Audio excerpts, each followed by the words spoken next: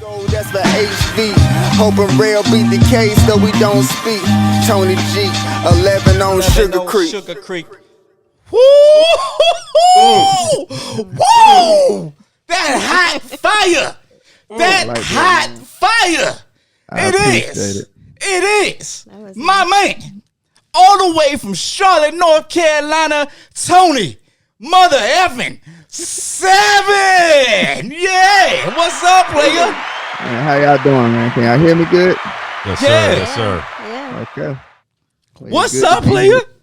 Man, I'm just happy to be here. Glad to speak to you, man. It's always a pleasure to chop it up with you, and it's a pleasure to be on the show. Man, we Thanks for appreciate coming on, you. yo. We appreciate you, dog. And man, I'm gonna tell you something, bro. That right there, that you know this. Every time I come down to Charlotte, bro, I always send you an IG video of me blasting that in the truck, man. Cause that right there, it get me going. It get me in the mood. Like, oh yeah, I know I'm in Charlotte now. I know I'm in Charlotte now. Right there on Sugar Creek, man. Hey, man. So look, real quick, man. You know, I know you got fans that's watching and everything like that, but I want you to tell everybody what got you started in the hip hop industry. What got you started in it? Well, I mean, I don't really look at, the hip hop industry per se, more so than music, but I've been a poet since the 3rd grade. I probably started rapping in high school. You know Micah, who I grew up around. Yep. Everybody was hanging around and just Yep. kept it going from there. And I mean, to be honest, I love music. I'm gonna create music forever. I think, good music is timeless, and I think we're entering into an age where rap is becoming timeless. And I don't know. I think a lot of the better rappers are the older rappers to me. Word. Nice, man. Yo, that right there is a classic example of what we need more of in hip hop today. Mm-hmm. You know what I'm saying? Like, I mean, just he's got the style, he's got the mannerisms, he's got the background, he's got everything. It's all flowing together. You ain't gotta reach to try to make anything fit. It just all fits. It all flows. You man. heard me over here rap. I was rapping along with it. Yeah, I hear you, and I bro. was, and let me tell you, Tony, he was messing your song up, man. So Come on. So my question for you, my question for you, brother, is where do you? I know you just said a second ago that you rap for the culture. You rap because this is what you love to do, and obviously you're great at it. My question for you is, what do you want to see? Where do you want to see your career progress to? You know what I mean? Like, what goals do you got for yourself set up in the near future? I mean, as far as music, I'm definitely on content creation immediately in this year, but in the future, I'm looking at music more so as a savings account, because these stream numbers add up. It doesn't matter when anybody streams it; they just kind of create a little residual income. But 2, as promotion, most times you see artists who, especially established artists with a back end, they'll come out, they have the music first, then they have a product. Me, I guess you want to call it a daytime job. I'm a wholesaler to smoking tobacco shops, or other places for CBD and, the legal cannabis down here in North Carolina. We can't sell marijuana down here, but it actually, as weird as it sounds, it helps all my other sales every time I come out with music. Anytime I come out with music, people shop with me on any product. So instead of me having a music career and then a product, I have a product already, then a music career, and it just helps levitate my network. But in the long term, I really hope to cultivate the music industry in the Carolinas, because from Charlotte to Winston, Greensboro, Raleigh, Durham area, these areas have different music cultures that aren't united. And I kind of travel through these areas and I hear from them, and I feel like I could be part of the piece that would help unite and create a profitable income in the future with the music industry here in this original South area, I would call it. Gotcha. Now I got one more quick question for you. I'm listening to you talk. I'm listening to you speak, and I'm picking up words in your sentence structure that's like cultivate and culture. Tell me something. You smart, ain't you? You smart. You smart, ain't you? Bro, what is he supposed to be? No. kind That of was question is kind of. that? Hold on. Hey, I'm Tony, just- Tony, don't say nothing. What kind of a question is that? he knows where I'm going with it. You might not know, Go ahead, but go he ahead, go knows ahead, where go I'm ahead, going with it. Yeah, bro. I am educated, by the wonderful Winston-Salem State University. There it is. Which There it a is. HBCU. I Yes, do sir. actually have a master's degree as well in public administration. My There it is, minor right in there. political science. So That's what yes, I was it's looking like for. you got all this. Why do you rap? And to be honest, like it's part of Winston Salem's motto is "Enter to learn, depart to serve," and it originally is actually a teachers college, and I feel like I still do that through my music. Public administration was a degree I kind of got to get structure and kind of learn negotiation within governmental systems. And I actually utilized my degree in music. So I feel like I can create something that hasn't been created with music instead of like this.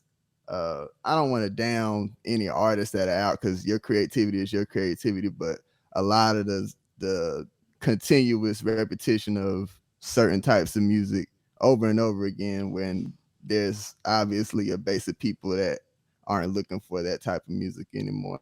So I think we kind of get content driven and obsessed with numbers instead of looking at the actual content and what it's actually doing for the culture.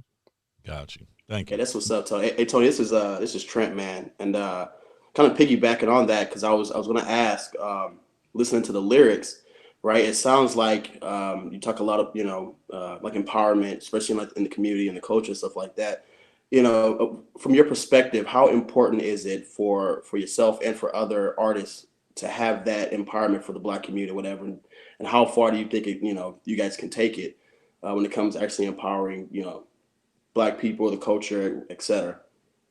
I mean, it's all about music is all about, people receive your message on a certain frequency. So the more people that you have delivering a positive message or encourative message or just good vibrations in general, some people receive things different way, but I can only put out my energy to attract the people that will listen to me. So I just think it's good for people to love what they're doing. If you have a love for music and you have a love for putting out good energy or putting out just real energy, sometimes we think good is being nice, but good is really being actual and realistic about what you're going through. And you know as long as we're doing that, I think we're in a positive swing, or that you have people doing it. Because just because it's not the popular thing and everybody's not looking at it doesn't mean that you're not touching some people. I might do this podcast today, and it might be three people that listen to me, but I might have a profound effect on their life with my words, and I'm more grateful for that than any financial contribution. That's what's up, man. Nice. So Tony, thanks for coming on the show. Really good stuff listening to your music. I'm really a fan. I wanted to ask you, it sounds like you want to control your own content from the way you're talking about streaming and everything else. Is that your plan to be independent, or, are you looking to get signed later in the future? And also, are there any artists that inspire you or in that you're looking to work with later on down the line? Um, well, let's see. As far as like I don't plan on signing anybody, to be honest with you. I don't think I've ever planned on signing. If I were to sign, it would have to be a situation that would be a beneficial essential to a lot of artists around me.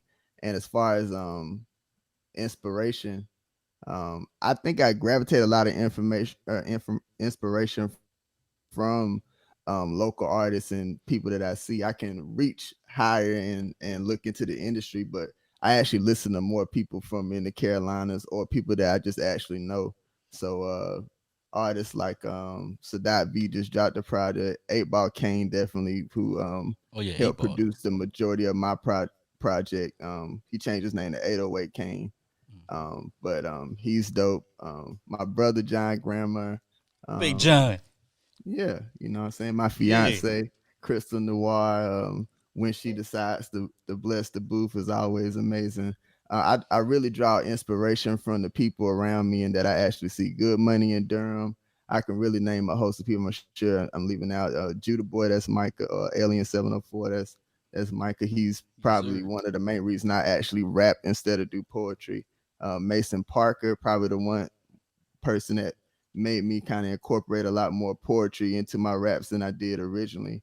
But yeah, as far as controlling my content, my real basis of everything is that's the main complaint that you hear about older Yeah. artists in the industry, legends, how they don't own their masters. And growing up and kind of self-distributing, I learned that you just need to do the paperwork for what you need to do, and you can own the majority of your percentage if you just do it yourself and stop, being lazy or counting on a label to do it or having people do it for you. Just do it yourself. And I want to teach and encourage other artists to do the same thing for themselves instead of feeling like they have to change their style or their music to fit into a certain label, to fit into a whole nother city, Yeah. or whatever you're gonna do. Just create and own yourself, do your thing, be a entrepreneurial rapper if you're gonna do that too. Well, that's definitely dope. That's dope that you're helping other rappers out there um, own their own content as well. So, Yo, so Tony, Always. no, so real talk. Speaking of, you talked about your blessing, your fiance blessing the studio and everything like that, man. Hmm. You got a video, you got a song out. It's called Cabaret, Yes. right? A lot of people don't. A lot of people don't. They if they don't listen to you, man, they don't know that you versatile with it. You know what I'm saying? You versatile with it. And I wanna play a little snippet of it. You know what I'm saying? I want you to give the people a background on it and let them know what inspires you to write this song and everything like that. Okay? Hold on one second. Definitely.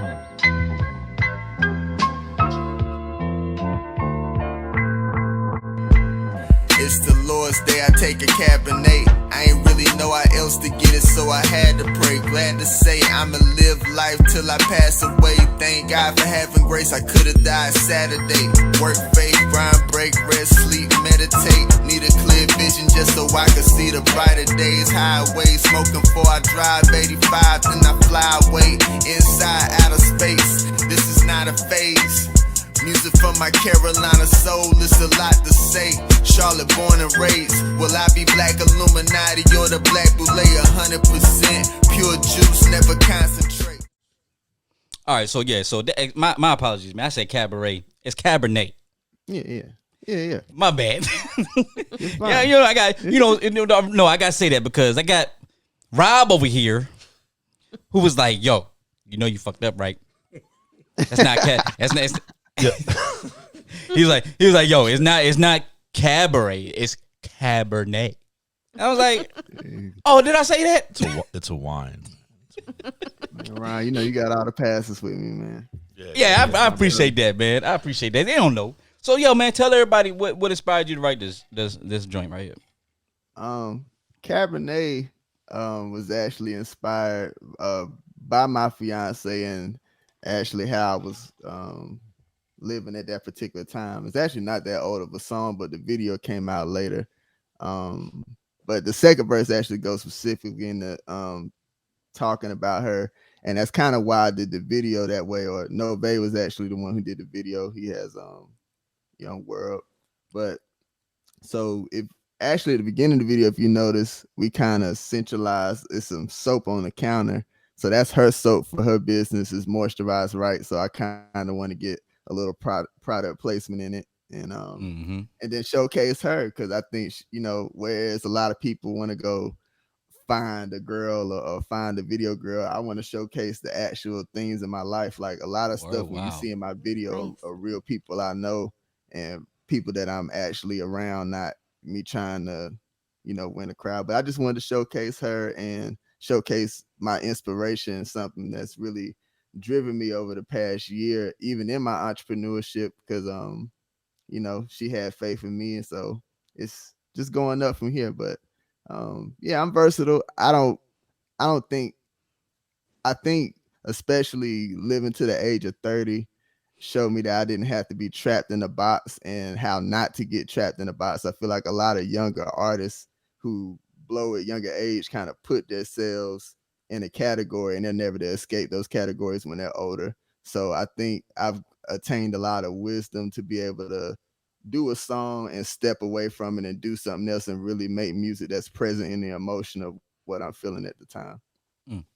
Well, you know, a lot of people don't know this, but you a couple years ago, and Trent knows this, but about 3 or 4 years ago when I ran for office out here, I called you up, man, desperate need. I was like, yo, I got a real chance of winning this thing. And you was like, man, what you need? I was like, yo, I need you to do me a campaign intro song. And you was like, man, say less. You remember that? Yeah. You was like, say less, man, I got you. And I kid you not, man. I think, Tony, you might have had that song in about, 3 days maybe to me. It was like, yo, man, let me know what you think. And I was like, yo, it was bad. I was trying to find it in my inbox. I couldn't find it, but it's probably on my other computer, which is down here on the floor, plugged into the TV. But I gotta get it, man, and I will let y'all listen to it. And I'm gonna tell you something. The fact that he came out in 3 days and put together a campaign intro song, man, that was dope. And everybody on the campaign trail loved it. And I don't know if I ever told you this, you know, face to face, but man, let me tell you something. I really do appreciate you for what you did for me in that time of need, bro. Yeah, that's nice. Man, I'm glad I could be a part of it. I mean, if anybody deserves to win something, you know what I'm saying, it's another Taurus. There you go, baby. So. There you go. Hey, look, man, we're gonna go to a quick commercial break, but Tony, I want you to stay on, man, because I want to bring you in to our main topic dealing with HBCUs. We'll be right back at this quick commercial break.